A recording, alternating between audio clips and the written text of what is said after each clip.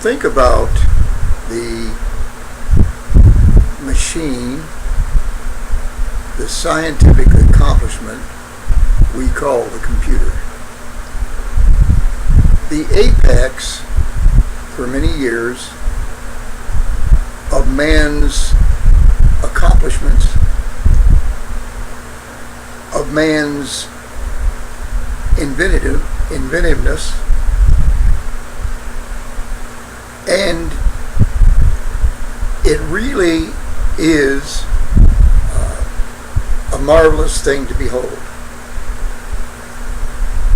Scientists say that our mind processes information, thousands and thousands of pieces,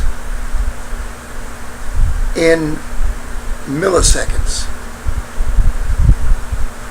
But to bring that to the surface, man cannot do. Man is very slow in his thinking. Man is very dogged, very deliberate in his thinking. And the computer can take a vast amount of information, can sort it out, can categorize it, and bring it into rational thinking in just a second. And then let us think about the advent of the home computer. Now, certainly these people that I'm about to talk about are not an invention of the computer. They were here before this. The fantastic, awesome invention that man depends his daily life on was not here before they were. It just gave them the opportunity to spread who they are or what they are not, or who they are not, to a wider audience. Now, when man turns on the computer, when he pushes that button that starts the computer to boot up, he is what he is. Whether he is a believer or a non-believer, he sits there in the presence of a constant God and cannot hide himself.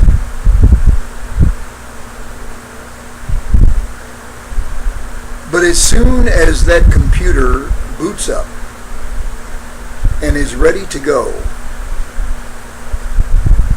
that man can make himself oblivious to the presence of the Creator and can take on a whole new persona, a whole new aura about him, a whole new reputation. As a matter of fact, he can take on a whole new life. And it's all contained within that machine. The life that he lives in reality is certainly far different than what he lives on that machine. Now, you can say to me that it is an escape from reality, a momentarily innocent escape from reality. But anybody that is my friend, anybody that knows me well, or even is acquainted with me, can tell you that what you see on the computer is what you get in person. If I am sitting there on the porch outside of our apartment building, pardon me, and I am reading on that Bible, you will get a salute from me. But the conversation may not be pursued because I will go back to my Bible. I do not pretend to be a great Bible scholar.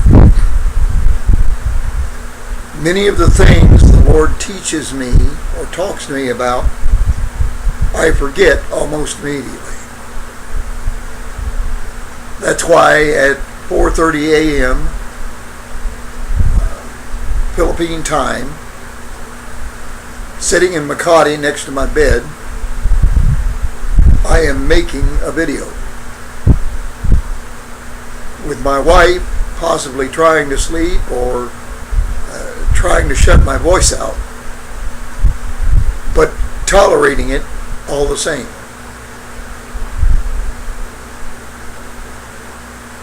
But when you think about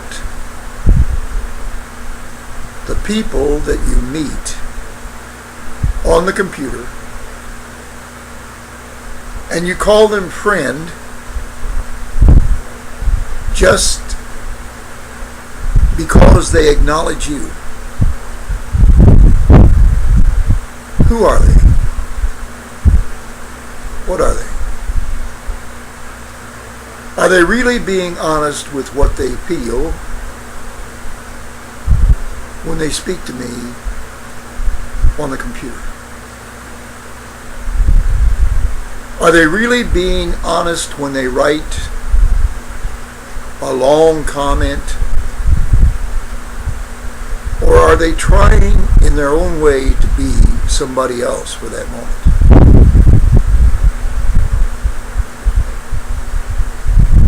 It's something to consider. It's something to always be mindful of when you are talking to a soul on the computer. Because that person may show strength, may show perseverance, may show integrity, may show honor. All of which they are strangers to in real life. But because the computer transmits what is put before it, much like a camera, much like our movie cameras that make our reality in Hollywood,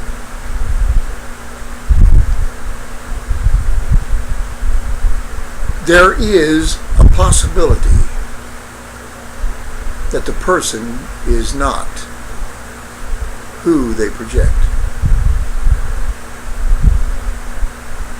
There is a possibility that that person is hiding from truth,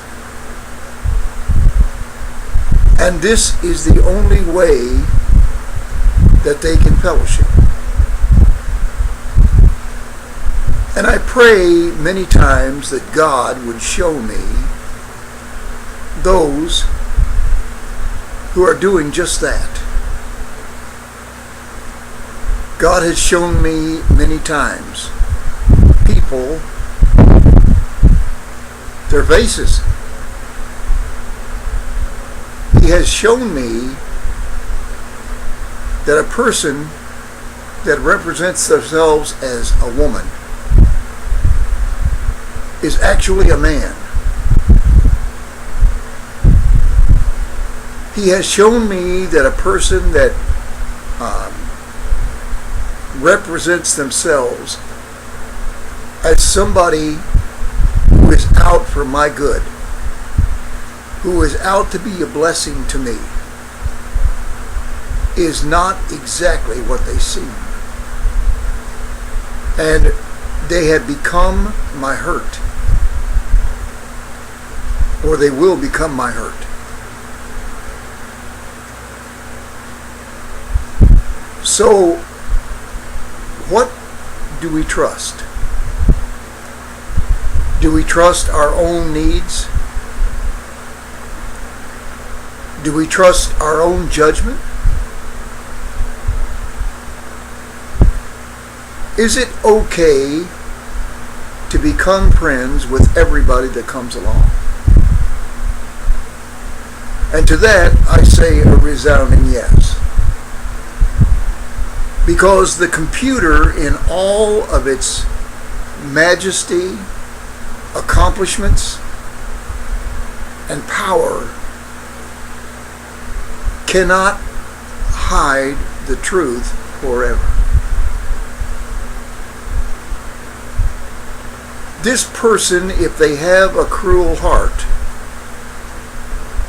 it will show. And if you are skeptical about this person, accepting but skeptical, then you will not be disappointed when the truth comes out.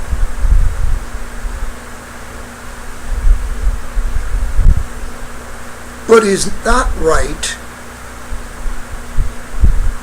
yea, it is wrong, to sit and say, I didn't think this was true.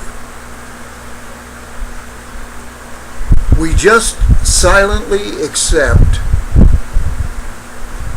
the truth for what it is, and we go on.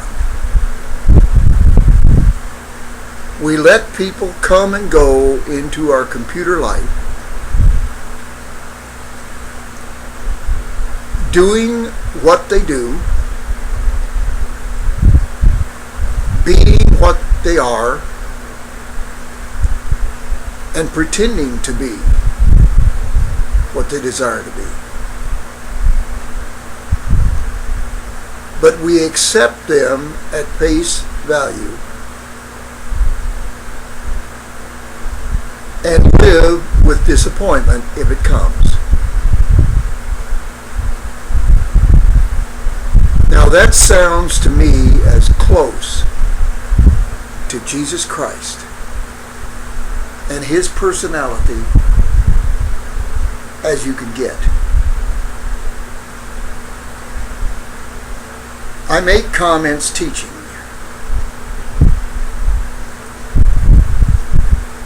And people will make comments to my comments.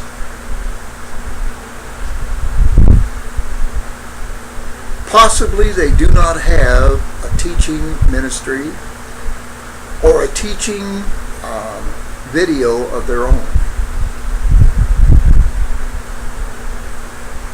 But they will climb on the bandwagon for many reasons.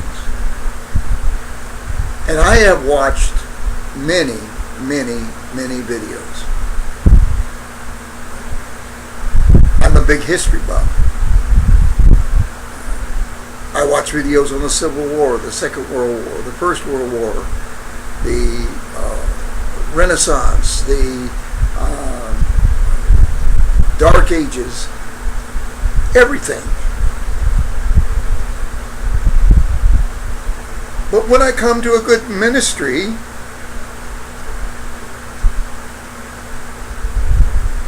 I pray that the Lord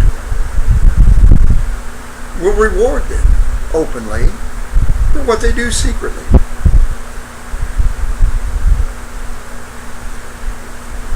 If I come to a bad ministry, I do not sit down to make things right. I do not sit down to correct the person in front of God and everybody, showing that I'm just a degree smarter than they are. I pray that God might enlighten. Because the opinion of God, the opinion of the eternal judge, is what counts in the beginning and in the end. And what he does with us in our everyday life, in our dealings with other men, may not necessarily what we would desire to do. I came across a video yesterday about the rapture. And if I were in the flesh and had that man within my grasp, I would have throttled him. I would have grabbed his throat and said, "What in the world are you intending to do? To destroy the children's faith, to destroy that which they have learned over the years and cling to, many times just as much as salvation."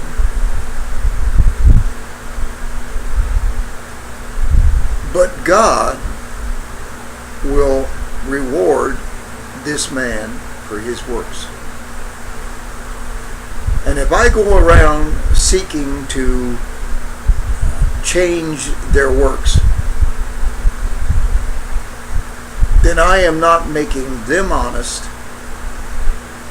and I am not making myself honest before the computer or before God.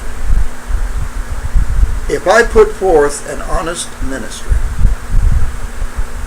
and say what God has put upon my heart, and many's the night he's wakened me up